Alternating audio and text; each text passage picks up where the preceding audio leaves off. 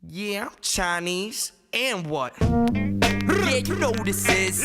Jin, let me tell you this. The days of the pork fried rice and the chicken wings coming to your house by me is over. Y'all gon' learn Chinese. Y'all gon' learn Chinese. Y'all gon' learn Chinese. When the pumps come out, y'all gon' speak Chinese. Y'all gon' learn Chinese. Hey everybody, here it's been a week about in Hong Kong. I just woke up. It's actually about one o'clock in the afternoon right now.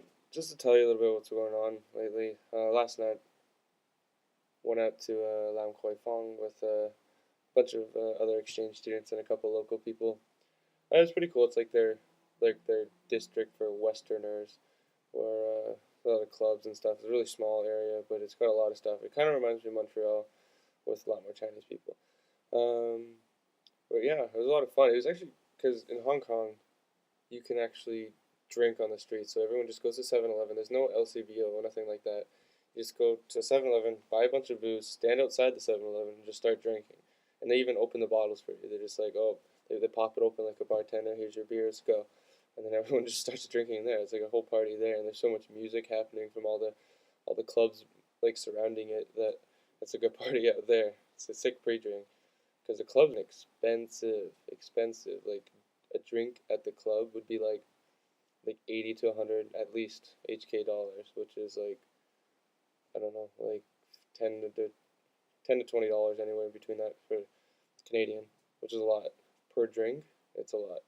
And cover for a lot of these places is supposed to be really expensive. Last night we went to a place that was free cover, so it was okay, like that.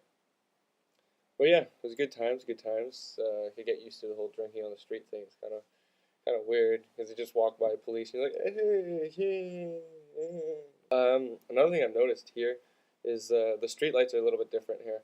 So you know how, well, of course they're on the left side of the road, the British influence, blah blah blah, but the driving is really aggressive here, and I think this is the reason why is that they promote it with the way that they do their traffic lights. If you look, okay, you know at home how it goes like it's red, and then it goes green, then yellow, then red again. Here it does that, but then it also has an extra step of the yellow. So it goes, so say it's starting at the red, and then it goes yellow to prepare you for the green. So everyone jumps the light. So it's like Mario Kart. You gotta time it. You gotta time it on this like the second light. That's what people do in Hong Kong. This is why the driving is so crazy here. But it's pretty cool. Whatever. Like the buses get me to places pretty fast. I thought like because my residence, I actually have to take a bus to school, which is kind of annoying. But it takes like 5 minutes by bus to get there, so it's not even a big deal. If I walked it, it would be like 40-minute walk. So yeah, thank God for the buses. Another thing they have here is the minibus. The minibus is like it's totally separate system for the buses. Like it's not government regulated like Toronto, how they have TTC. There's a whole bunch of companies that own a bunch of different bus companies. So like what they have, like the minibuses are just like they're literally a mini bus. They hold 16 people, and you have to wave it down. You have to tell them when to get off and all that. And they're really really fast, and it's pretty cheap. And yeah, like each trip like costs me like an expensive trip is like $8 HK, which is like a dollar something Canadian. But most of the time it's anywhere from like $3 to like $6 HK, which is still like less than a dollar. Oh, and also if you want to talk about ghetto places, I know some people ask me about some really ghetto little Chinese kitchens and have I been to them? What are they like? Yeah, I have been. I went to Kennedy Town, which is kind of near here. It does take a bus and then walk a bit, but it's not that far. It's a really popular place for restaurants and all that. And I don't know, when people told me about Kennedy Town, I was like envisioning like all these restaurants, nice restaurants all around, different kinds. Everyone's like, there's different kinds of food. You can get Viet food, you can get Thai food, you can get Chinese food, you can get Western food. But when I went there, it was so ghetto. Like here, I have a clip here. Adam, do you know these two characters?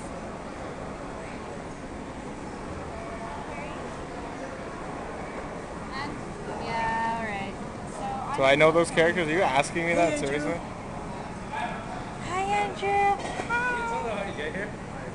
Speak Cantonese. Right? Hey, do you speak three Chinese? But yeah, the food was good. Like it's kind of scary because like the places like that, you actually have to like clean the dishes. Like they give you a thing of tea, and you have to clean the dishes with that tea before you eat to what's it called, like sanitize it or whatever, disinfect it with the tea. So yeah, it was a good place to eat. It just I go with some of my friends who are more experienced and speak better Cantonese because I don't know how, like, if a white guy that didn't know Chinese walked in there, like, I have no idea what the hell's going on. Probably catch like hepatitis. Also, and speaking of food, like we have a canteen here, which is like a cafeteria, kind of like at the bottom of our residence. It's kind of ghetto there too. It's not nearly as ghetto as Kennedy Town was, but yeah, like you kind of just go, you order your food. But even there, like you need to speak a little bit of Chinese. Like I know a little bit. I can say some dishes, some things here and there, or like some foods, but I don't know how people would get by if they didn't know any Chinese. Hey, can I get a Coke, please?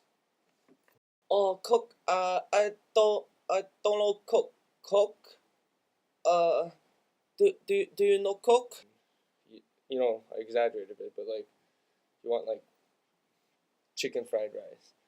You have to say that in Chinese, which I know how to say. But there's some, when they get complicated, they're like, chicken pineapple fried rice with sausage. I'm like, I'll have number 5. Anyways, my roommate, it actually turned out to be Justin Liu. Oh, that's a good cameo. But yeah, so it kind of worked out well, didn't it? Like I was worried I was gonna get it with like some like weird local student. Yeah, I'm Chinese. And what? Yeah, you know who this is. Jin, let me tell you.